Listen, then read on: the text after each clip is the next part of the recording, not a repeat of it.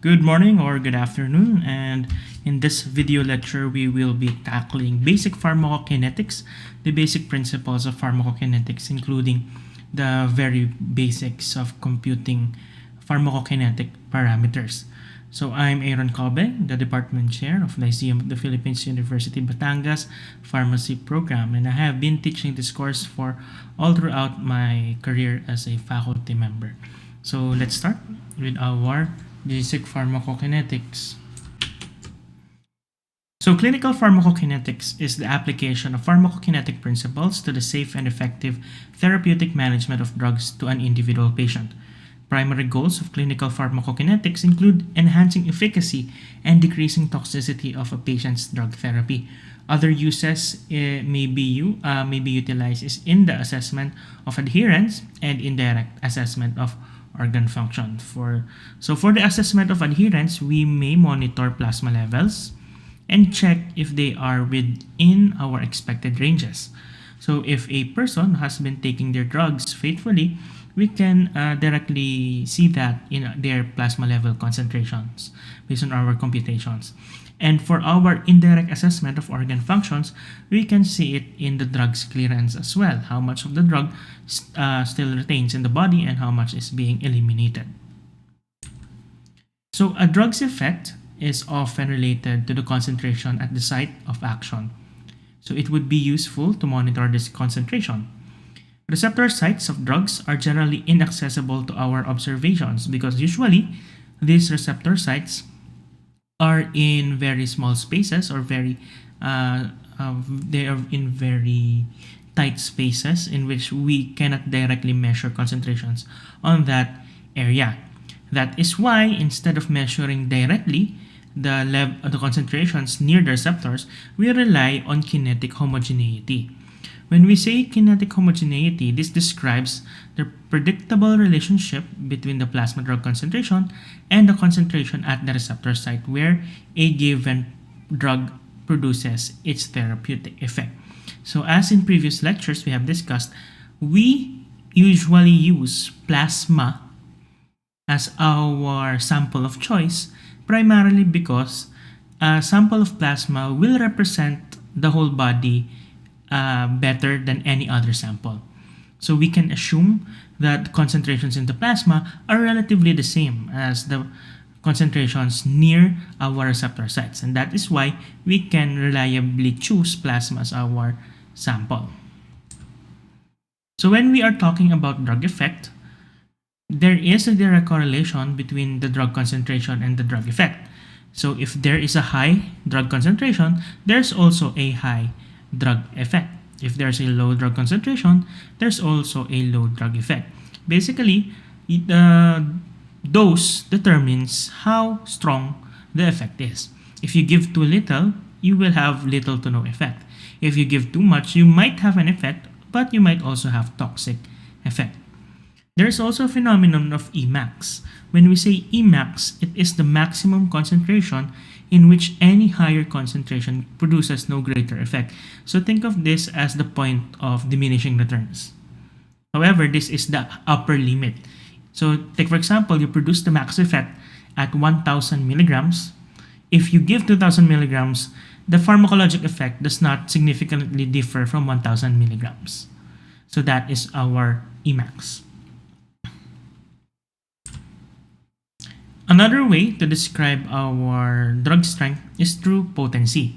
So one way of comparing potency is by the concentration at which 50% of the maximum effect is achieved. This is referred to as 50% effective concentration or EC50. The higher your EC50 is, the less potent your drug is. This means that you have a safer drug in terms of you need to give more of the drug to elicit 50% of its effect.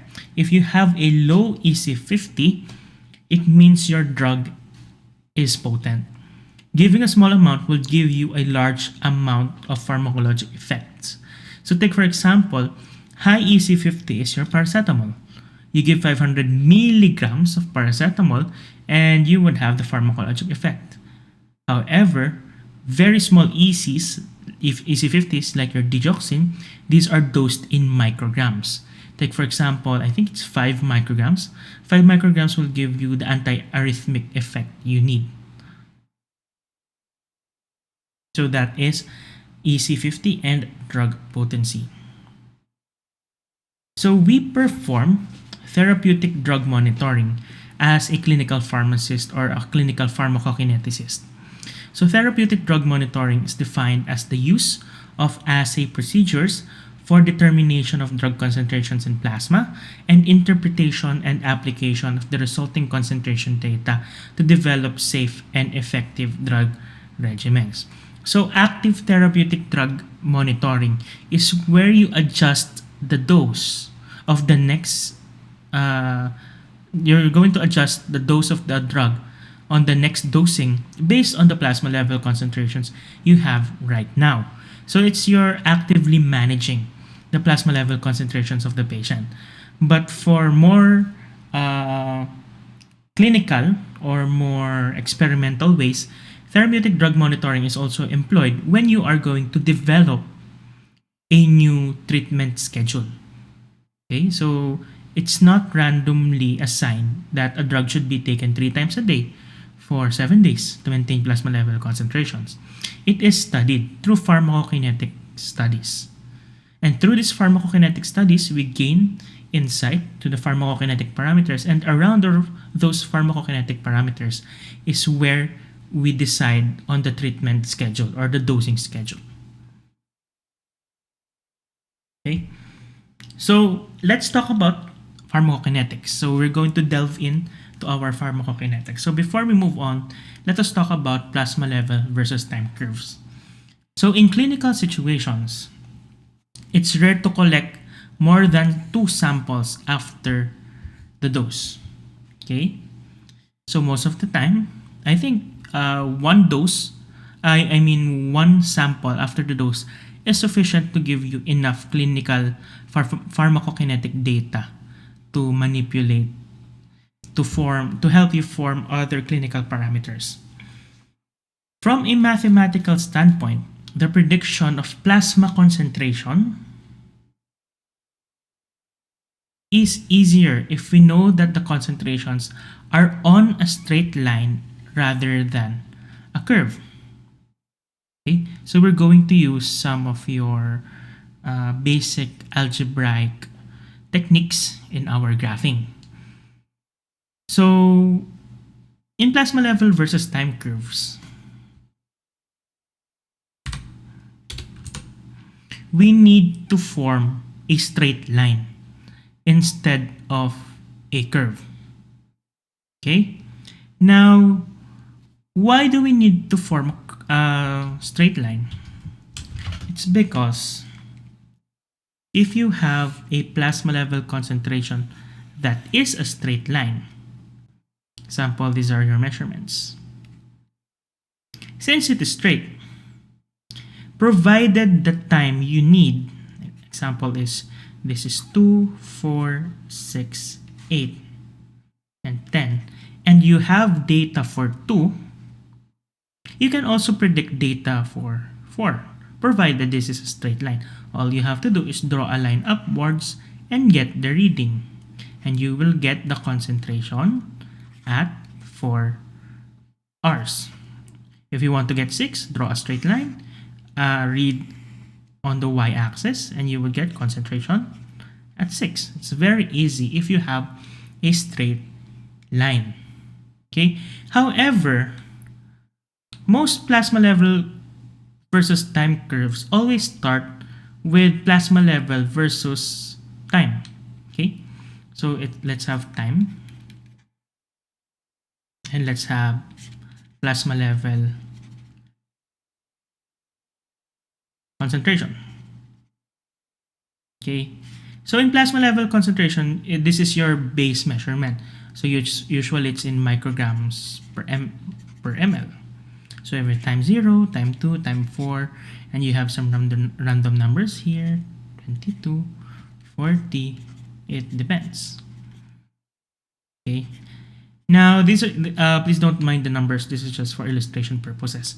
Now, if you directly plot them against one another, you're going to plot time,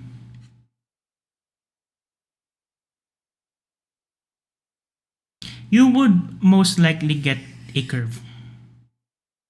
Okay, you will most likely get a curve. And what we discussed earlier is you can't reliably use a curve in predicting plasma level concentrations. It doesn't work that way. So this is actually not useful.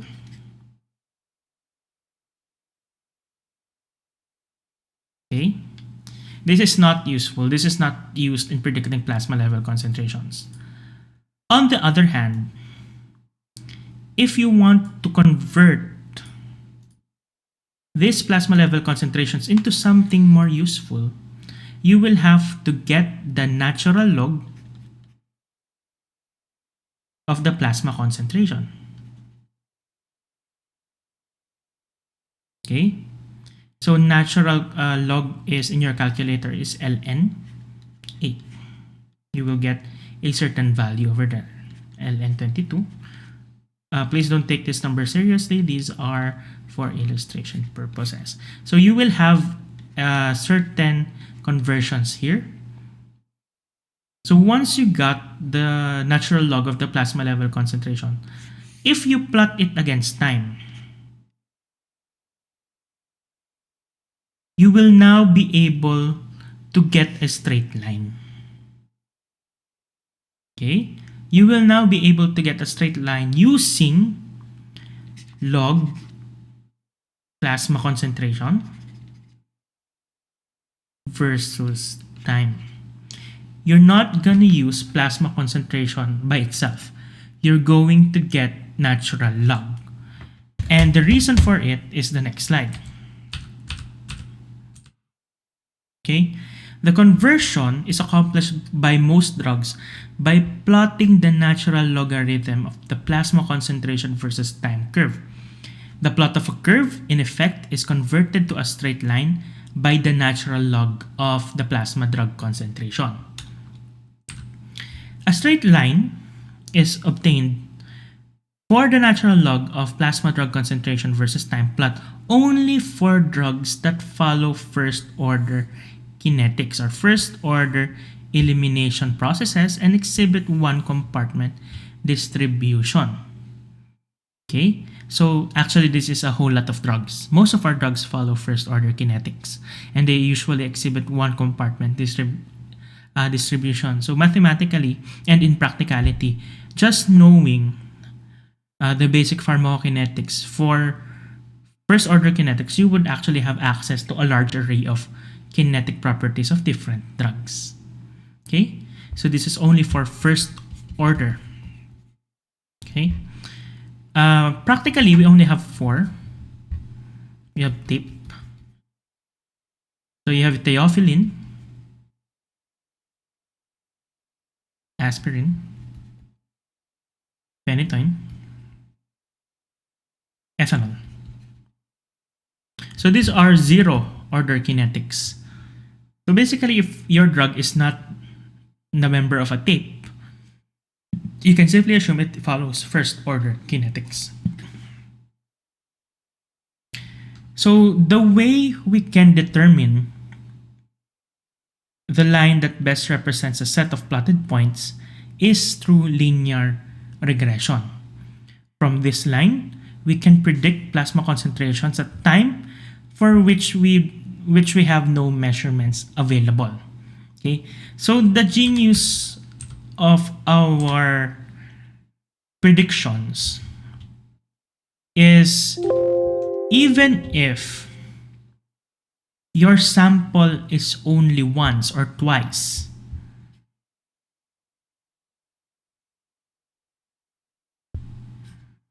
okay, you only have 2 readings. You have at readings. You have at time 0 and you have at time 2. It's 20, then we have 10. Using linear regression and the formulas that will be discussed later, you can actually predict what is the concentration at time 4, at time 6, at time 8, even though there are no samples. So that's the beauty of our linear regression.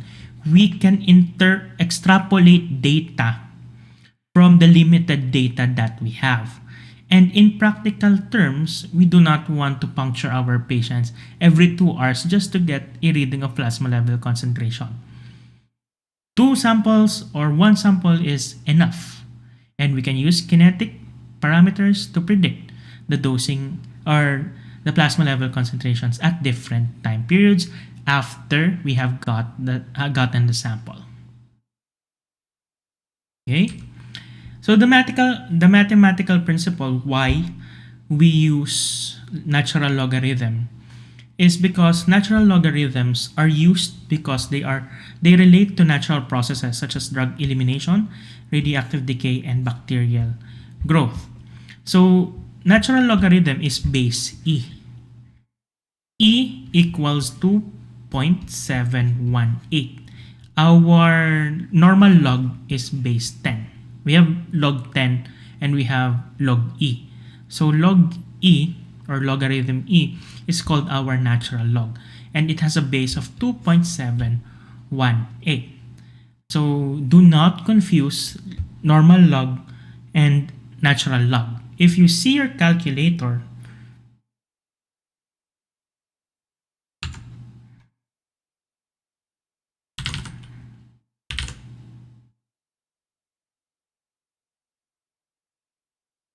okay, so if you see your calculator, there's a log here. This is your normal logarithm. This is log 10 or base log 10.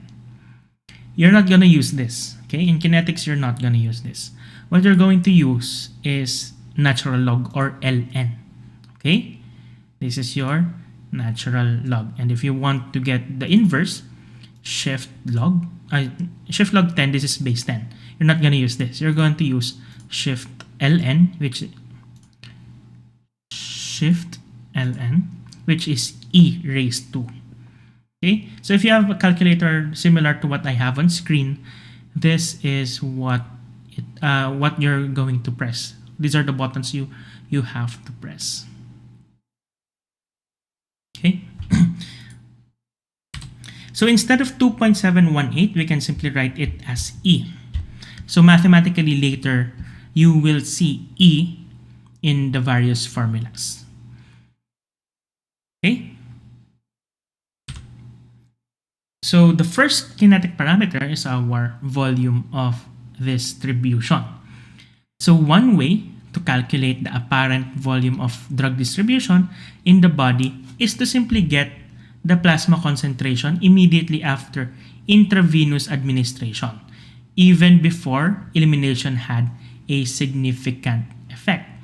So inject the dose at time 0 after a few minutes, get plasma level concentration, and you will have a initial drug concentration. So when you have the initial drug concentration, this should be in example milligram per ml, microgram per liter. As long as it's in mass per volume, that is an acceptable amount of concentration. And you're going to get the amount of administered drug or the dose. So this is usually in milligrams or micrograms, it depends. Okay, and to get your volume of distribution, VD equals amount of drug administered, which is in milligrams, over the initial drug concentration, which is your initial drug concentration is in milligram per liter. Okay, so if you want to cancel the units, what you will have as the final unit for volume of distribution is actually liters. Okay, so this is your first formula. VD equals XO over CO. XO is initial dose, and CO is initial concentration. So this the subscript is determining the time of when you get the data. So time 0, it means immediately after the dose. Okay, so this is your first formula. Very useful. You will be using this a lot. Vd equals XO over CO. Next is clearance. So clearance is a measure of the removal of the drug from the body. Plasma drug concentrations are affected by the rate at which the drug is administered, the volume in which it distributes, and its clearance. The drug's clearance and the volume of distribution determines its half-life. Half-life is important, in which it will be used later. Clearance, this is expressed in volume over time, ml per minute. Volume over time. Clearance is volume over time. Describes the drug, or it describes the removal of the drug from the volume of plasma at a given unit of time.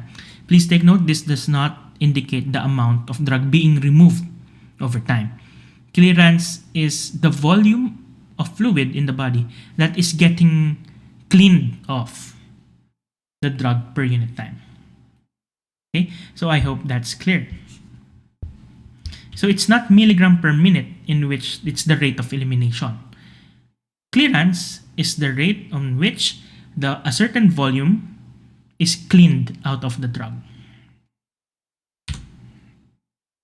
Total body clearance is the sum of all clearances by various mechanisms. Usually you can only get this data if you are in experimenting, but most of the time we only have one value for clearance, which is clearance total, and this is the only important clearance that you need. We also have certain extraction ratios for an organ. When we say extraction ratio, it is an organ's ability to remove a drug.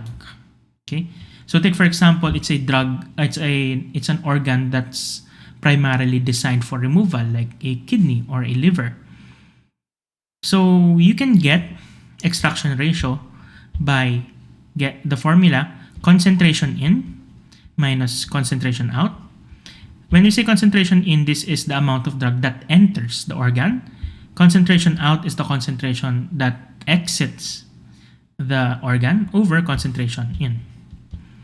So extraction ratio is actually a range from 0 to 1. There's no value less than 0, and there's no value less than more than 1. If you have a value less than 0, this means you actually add more drug into the system, which is incorrect. And if you have a value greater than 1, it means the organ removed more drug than was administered. So it's impossible to get less than 0 and greater than 1, since this is a ratio. Okay, so to get organ clearance for a specific organ is the blood flow multiplied by the extraction ratio. And your blood flow is represented by Q. Okay, Q times R. This is the formula for your ER. And this is Q. Q is blood flow. Okay. So these are examples of rating of extraction ratios. Any organ that has a greater extraction ratio than 0.7 is considered high. And on the right side of the screen, if you take into account blood flow, you would have the different effects on clearance. Okay, so this is good for reference purposes. These are average clearances of common drugs.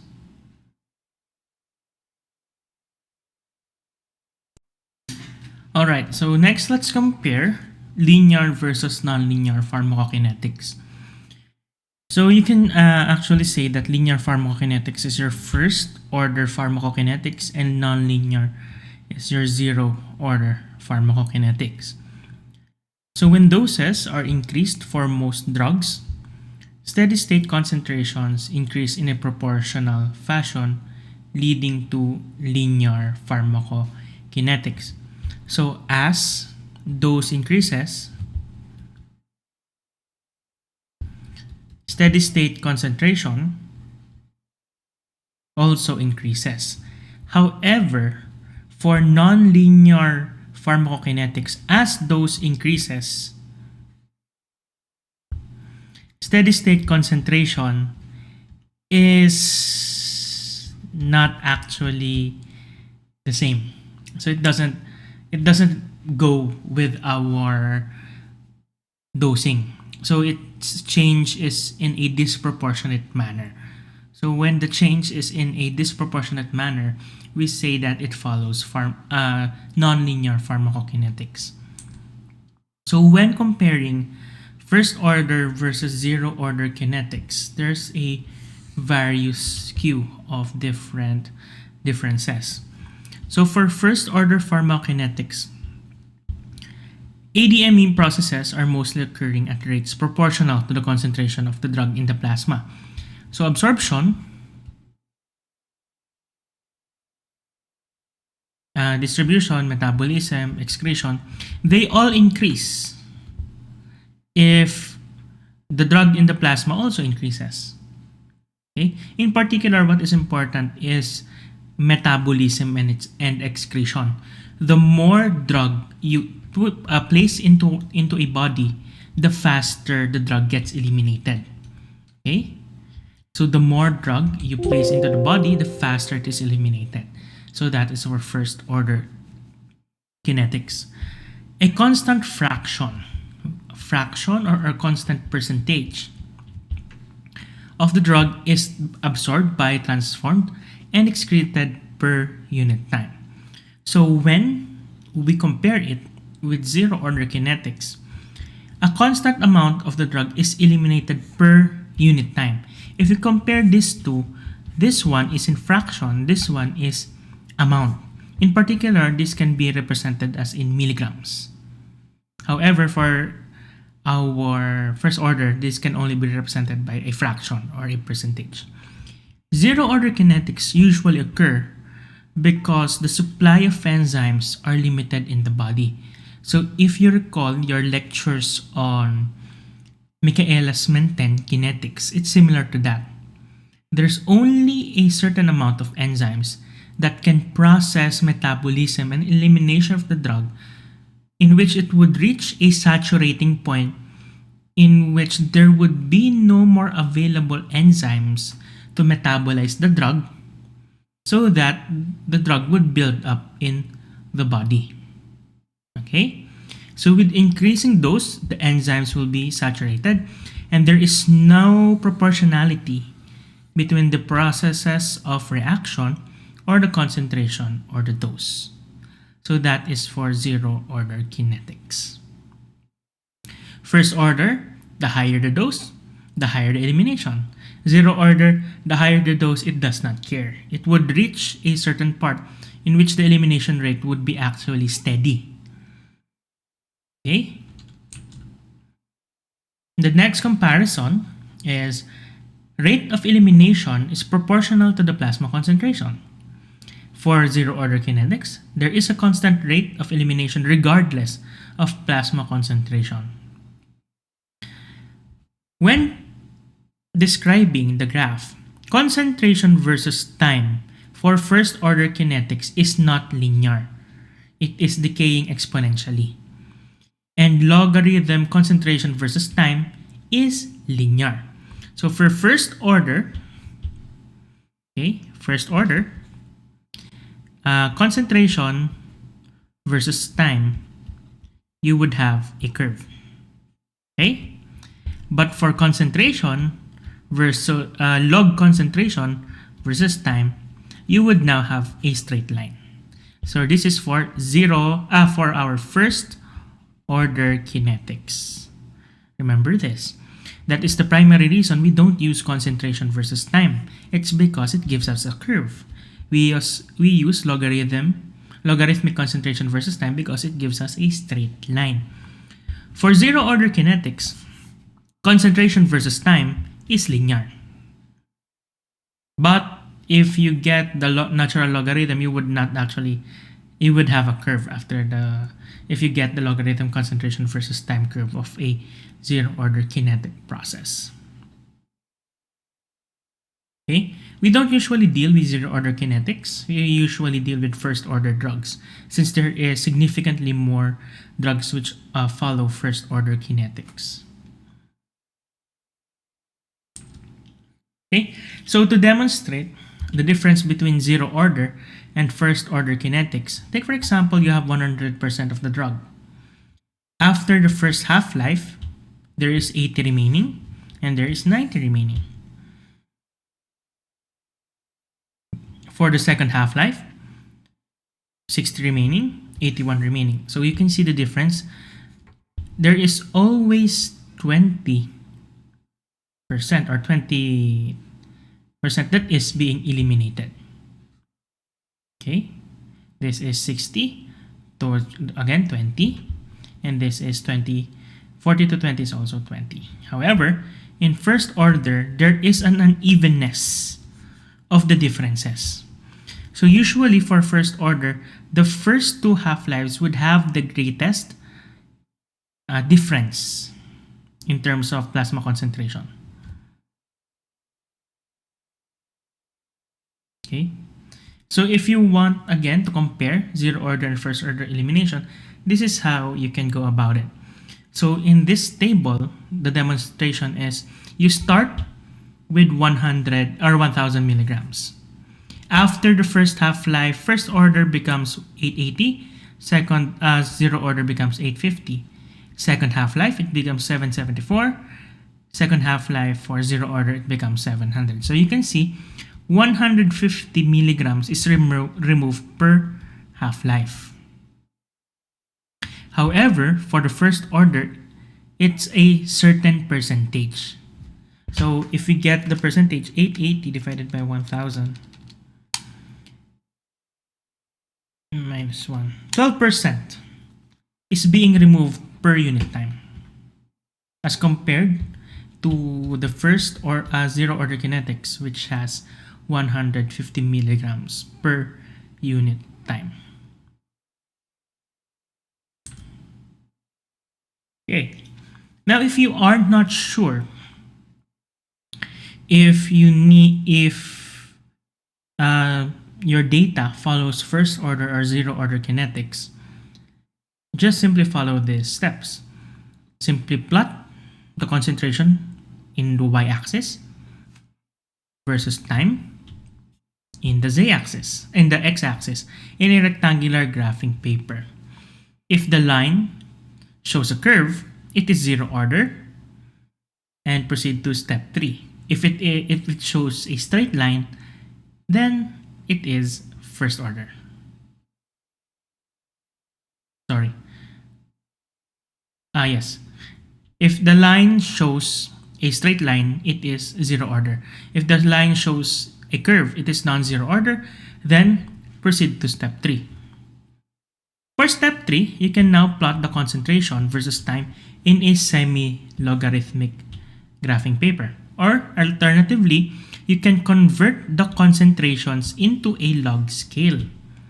Simply press log, then the value, then plot the data in a regular graphing paper or a semi-logarithmic paper.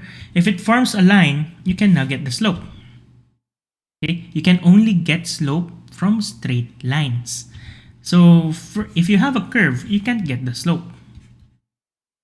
However, if you have a straight line, you can get the slope. Okay, why is slope important? Slope is important because it determines the rate of reaction. So the value to get slope, it is y2 minus y1 over x2 over x1. It is important because the slope is the rate order constant for elimination. Basically, slope is our elimination rate constant.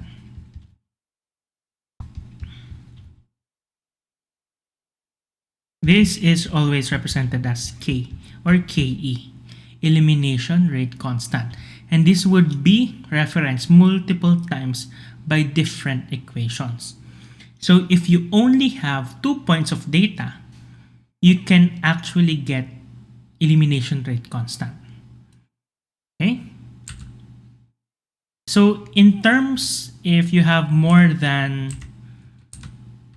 2 values, you could actually use several mathematical methods to get the slope if you have more than two samples.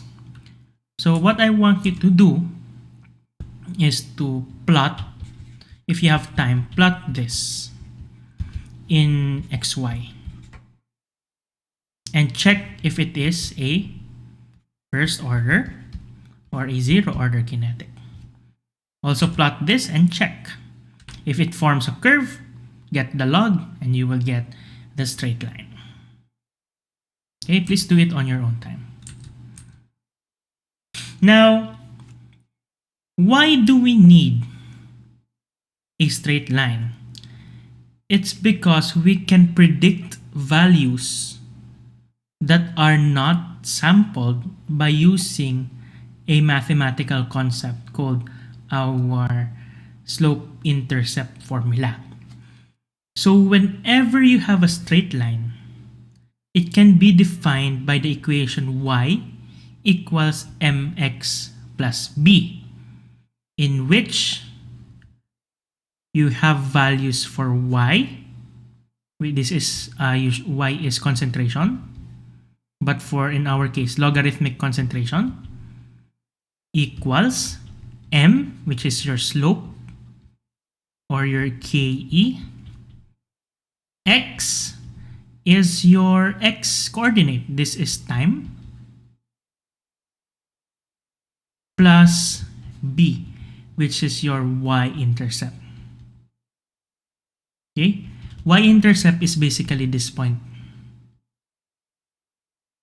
Here. Okay, y-intercept. Y-intercept is the point in the y-axis where your line meets the y-axis. So that is your y-intercept. Okay. Most of the time, our y-intercept is concentration at time 0. Okay. It's because this is time 0, and any concentration above time 0 is directly on the y-intercept. Basically, concentration at time 0, if you need to do so.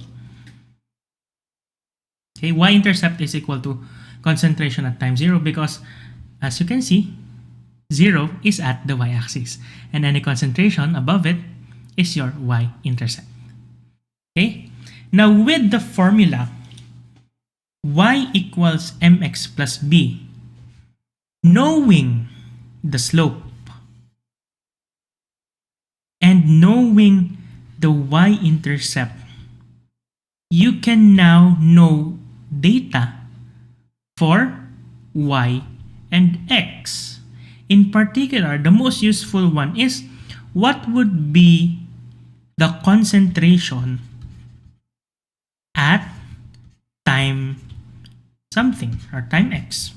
Okay, you're going to provide the time, and with that you're going to have 3 complete variables. You can now get the logarithmic concentration. Okay, so again, once you have y equals mx plus b, as long as you know m, which is the slope, and you know the y-intercept, you can now predict values for y and m and x. Remember that y is concentration or logarithmic concentration and x is time. So if you want to determine concentration at a specific time, input the desired time for x, then compute. You can now compute for logarithmic concentration. And we have actually transformed that formula into something more useful. Okay.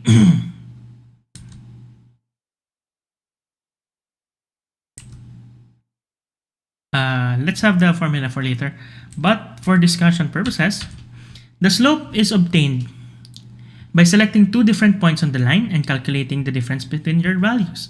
So basic slope, again, is this formula.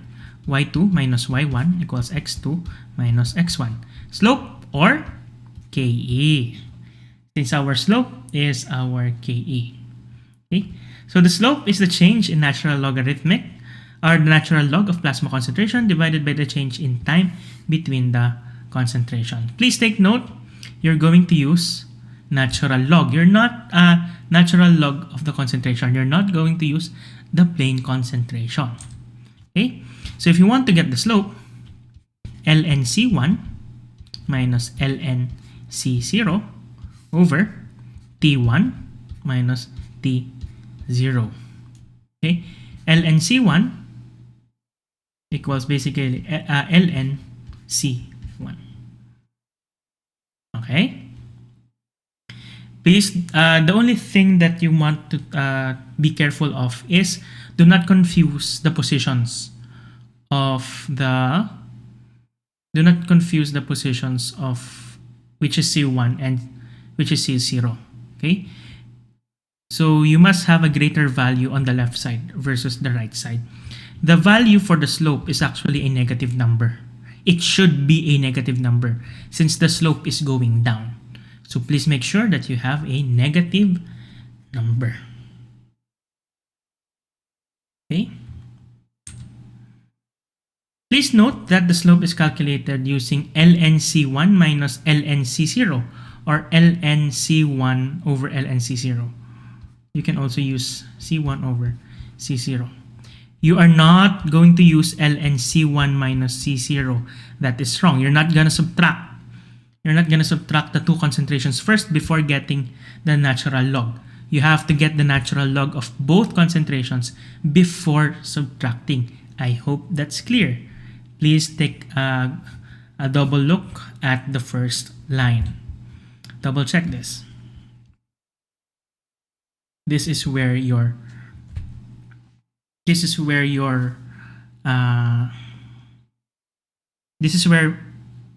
most like an error that is most likely to happen will occur. So please take note that it should be a negative number since a negative slope indicates that the log concentration declines with increasing time. So this is true. As time goes on, the concentration decreases, and that is representative of slope. When the log of the drug concentration is plotted versus a time and a straight line results, the slope of that line indicates rate of drug elimination. So slope equals rate of drug elimination, or our KE. But please do take note that slope has a negative value while KE does not. Okay, KE is absolute slope. There is no negative KE. Okay, so a steeper slope indicates a faster rate of elimination than a flatter slope. For first order processes, the rate of elimination, expressed as the fraction of the drug in the body removed over a unit of time, is the same at high or low concentrations and therefore is called an elimination rate constant, or our KE. Remember that the elimination rate constant is the fraction of drug removed over a unit of time. If the elimination rate constant is 0.25 per hour, then 25% of the drug remaining in the body is removed each hour. Our KE usually has a value of per hour or per unit time. Okay, 0.25 per hour or 0.25 r raised to negative 1. Okay, that is the value of our KE. Okay, it's not 0.25 r, it's per hour. It's per unit of time. Please take note. So elimination rate is a constant. So elimination rate constant is a positive number. Slope is a negative number. They have the same numerical value, but we only use elimination rate constant. Okay, so we have KE. KE unit is per hour. Sorry, per hour. Mathematically naman, per hour and multiplied by r negative 1 is the same. That's the same.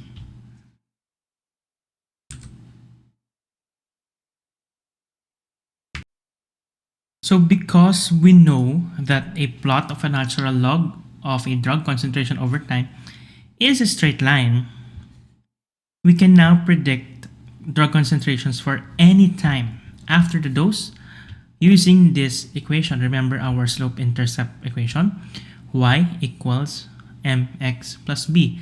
But this time, we're going to substitute pharmacokinetic values. So y-axis and x-axis. Y represents drug concentration in terms of natural log, and x is time after the dose. M is your slope of the line, or your elimination rate constant, or your negative Ke.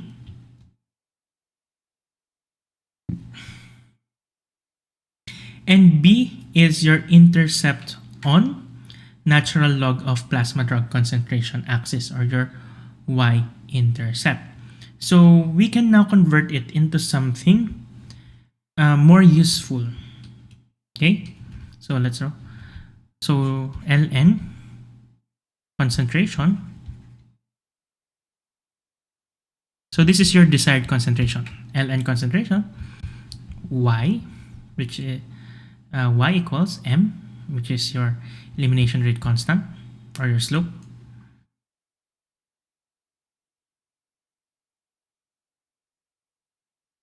Let's remember that slope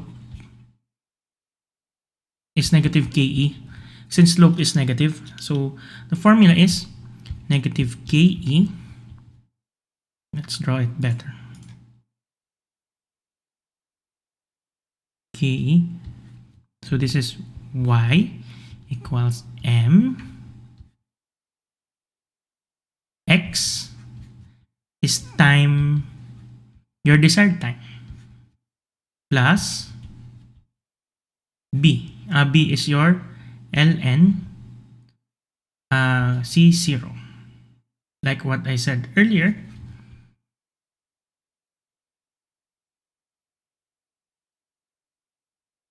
C0 is usually your y-intercept. Okay, so this is your new formula. ln concentration equals negative Ke multiplied by time desired by ln C0. Okay, you might be asking, why is there two question marks? It's because you're going to provide the time. Kayo po magbibigay ng oras. Okay? Kayo magbibigay ng oras. Example, you have data for 2 and 4.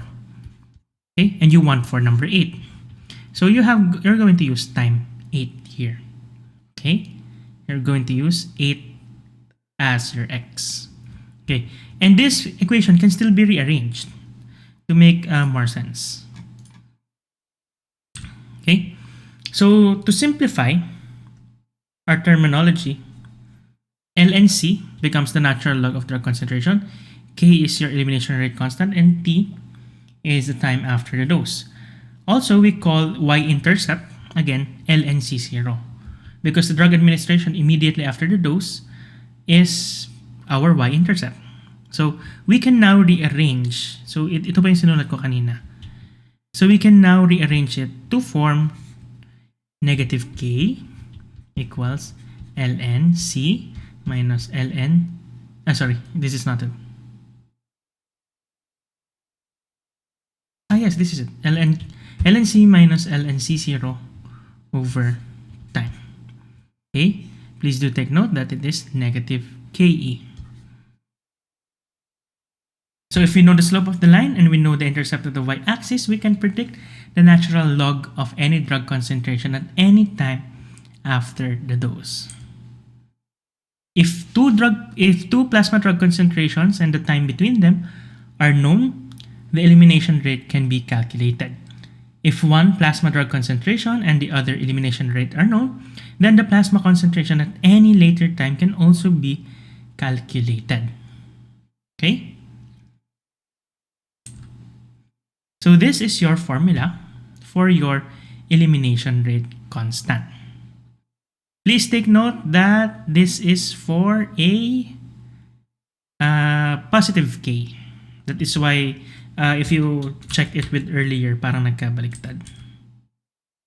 K equals ln C0 minus ln C over T, where in which ln C0 is ln concentration at time 0. And T is the time after administration. Or this is the time paired with LNC. Usually sila magkasama. So you now have the formula for elimination rate constant. So as stated in the previous section, the elimination rate constant represents the fraction of the drug per unit time and has units of reciprocal time, like minute, per hour, or per day. And we can rearrange this into this, which we have already discussed. And to have positive k, you can also rearrange it. Okay, k equals ln minus ln c0 minus ln c over t1 minus t0 minus t1. So you can have positive k.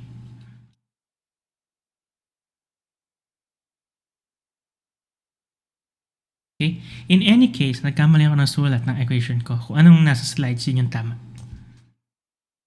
Okay? Now,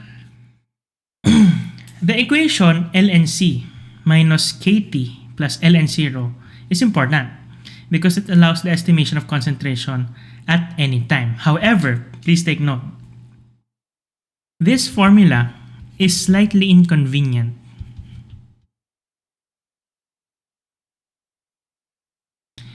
because the final value you will get is still in natural log. Okay, this is around 0 point something something something. This is in nat log. This is not a concentration. Okay, so you can get the real value by using drug concentration equals E raised to ln c. Okay, you can get it by this way. Once you get ln c from this equation, just input it here and you will get drug concentration. Drug concentration, you can now use that. That is now in milligram per ml.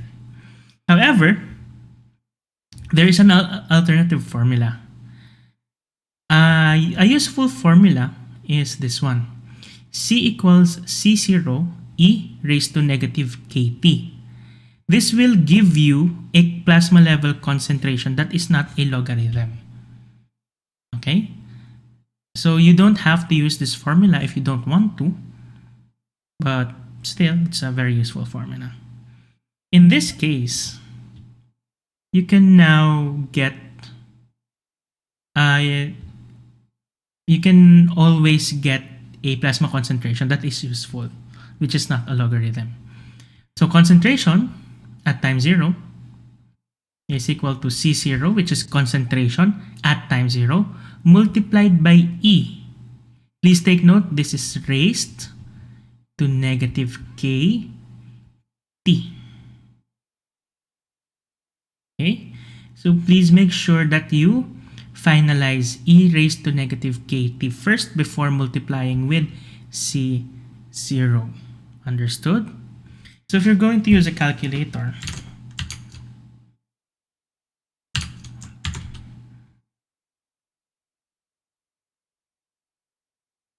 okay, if you want to get E negative KT, simply get shift ln, input K, usually K is a small number, negative K I mean, then T, and you will have E raised to negative KT. Okay, that's how to use the calculator. Then after you get the values, then you're going to multiply with the concentration. And that's how you use this formula here.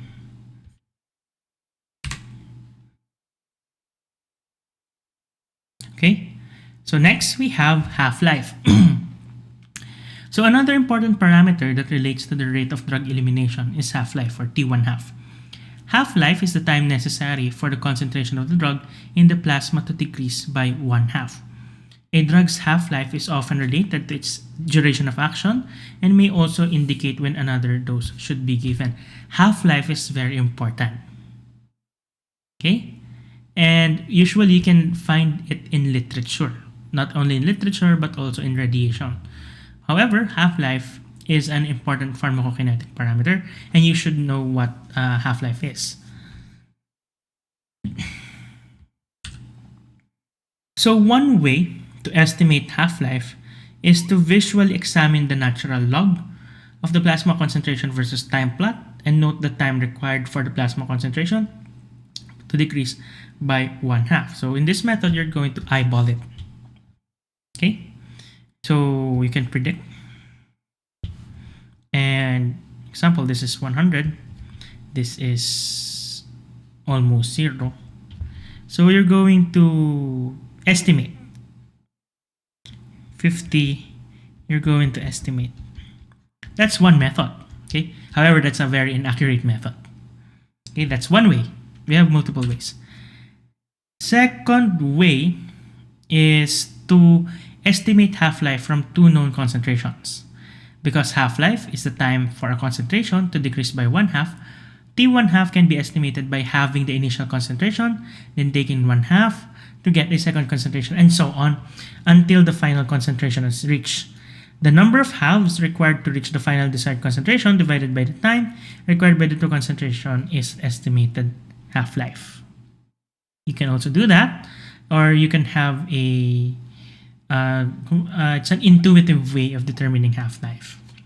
But if you can't do it that way, there's a third way in which it's easier.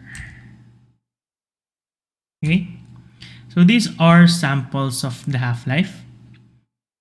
So if concentration at time 0 is 8, then concentration at time 6 is 4. Half-life is 4 hours. I mean 6 hours. Because it took 6 hours for 8 to decrease by exactly 1/2. Again, if you assess this one, 12 to 3, 8 to 12. So at time 8, there was 12. At time 12, there was 3. So if you divide 12 by 2, you would get 6 here. And estimating from the values, you can get a value of time 2, 10. So every 2 hours, the value decreases by half. So this is an intuitive method. Okay. However, there is a better method, or there is the best method. So the half-life and elimination rate constant expresses the same idea. They indicate how quickly a drug is removed from the plasma, and therefore how often a dose has to be administered. As with the elimination rate constant, the medication has first-order elimination. And if the half-life and peak plasma concentration of any drug are known, then the peak plasma drug concentration at any time can be estimated. It's because half-life can give you elimination rate constant. How? This is the formula for half-life. 0.693 over Ke. Okay? So if you have half-life, you already have Ke because of this formula.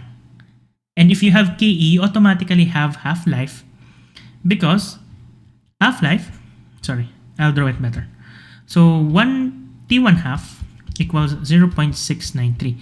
This is an important formula you should memorize over K. And if you have half-life but you don't have Ke, Ke is easy because Ke is 0.693 over T1/2. So half-life is very useful because once you have half-life, you already have elimination rate constant.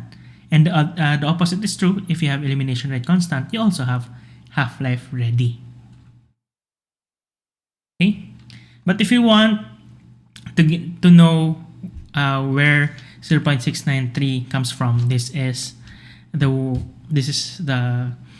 proof of concept, if you want to. However, if you memorize this is also fine already. Memorize, very important, memorize. You will have K, you will have T1/2, you already have two pharmacokinetic parameters. You have half-life and you have elimination rate constant. Memorize. Okay, so half-life can be determined if you know the elimination rate constant. Conversely, the elimination rate constant can be determined if we know half-life. This relationship between half-life and elimination rate constant is important in determining drug dosages and dosing intervals. Okay. In the previous slides, we have discussed elimination rate, volume of distribution, and clearance. So all three relate to how fast a drug's effect will terminate. There are significant relationships among these parameters together with drug dose and plasma concentrations. So for clearance, the formula for clearance is Vd multiplied by Ke.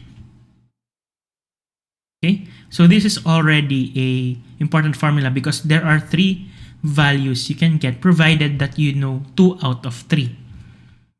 So Cl equals Vdk, or if you want to get Vd, it is Cl over K, and if you want to get K, you just have to get Cl Vd.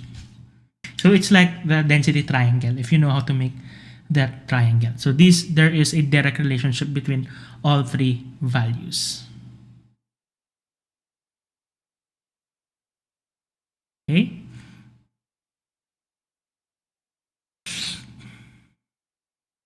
Clearance and volume are independent factors that together determine K and T1/2. And because Vd has units of volumes like in ml or liters, and clearance is usually per unit time, K has units of reciprocal time like minute per hour, per hour or per day. Okay, so to show it mathematically, to show you that these are true values, Cl equals KEVD. Clearance is in ml per minute, right? Then Ke is usually in 1 over minute. And if you multiply it with ml, you would get ml per minute and ml per minute. The same. Okay. Now let's have K equals CLVD. Ke has a unit of minute, negative. Cl has again ml per minute over ml. So it can actually cancel out and you will have per minute. Or if you don't want that. Okay. So those are the unit relationships between one another. Okay. Clearance can also be evaluated to drug dose by first evaluating plasma drug concentration versus time after the dose. In examining this curve, we see that there is a definite area under the curve, referred to as area under the curve or area under the plasma drug concentration versus time curve. Okay? Or this is basically your AUC. For intravenously administered drug or those with 100% bioavailability, the AUC is determined by drug clearance by the dose given. AUC equals dose administered over clearance. Remember this formula, it will be useful. When clearance remains constant, the area under the curve is directly proportional to the dose administered. If the dose doubled, the AUC would also double. We usually know the dose of the drug being administered, and we can determine plasma drug concentrations over time.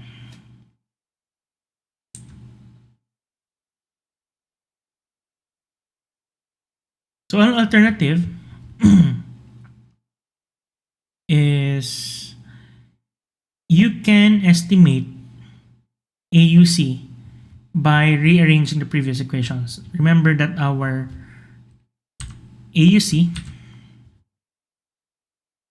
equals XO over CLT, or clearance total. So if you want to get drug clearance, you can get XO over AUC. This is algebra. And if you want to get clearance,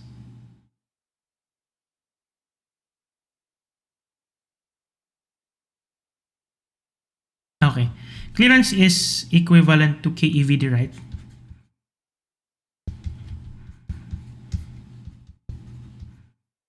Okay. If you want to rearrange it, AUC again, sorry, equals XO over KEVD. XO is in terms of milligram. KE is minute per minute, and VD is in terms of ml. Okay, and you would actually get AUC this way. So the units for AUC is actually three. There are 3 units in the AUC. So the AUC has a value of milligram multiplied by minute per ml.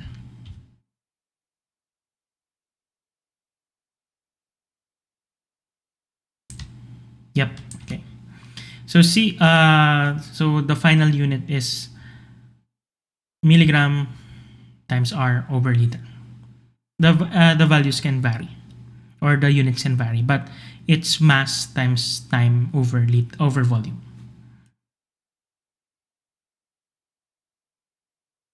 An alternative way of getting AUC is by computer modeling or by applying the trapezoidal rule. Okay? You can get the trapezoidal rule by using this formula. However, it's not usually used. It's only used if there is no other way.